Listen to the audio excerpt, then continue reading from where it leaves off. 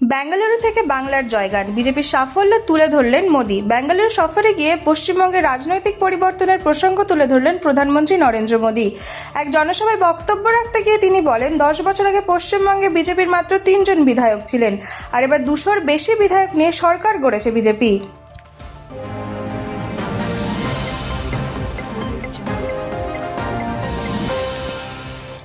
তামিলনাড়ুতে নতুন অধ্যায়, মুখ্যমন্ত্রী হিসেবে শপথ নিলেন বিজয় থালাপতি। তামিলনাড়ুর রাজনীতিতে বড় পরিবর্তন, অভিনেতা থেকে রাজনীতির মঞ্চে উঠে এলেন, এবার মুখ্যমন্ত্রী হিসেবে শপথ নিলেন টিবিকে প্রধান বিজয় থালাপতি।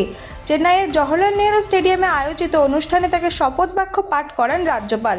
234 আসনে তামিলনাড়ু বিধানসভার সরকার গঠনের জন্য প্রয়োজন ছিল 118টি আসন।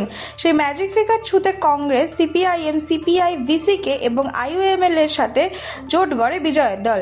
জোটের সমর্থনে সরকার গঠনের পথ প্রশস্ত হয় তার।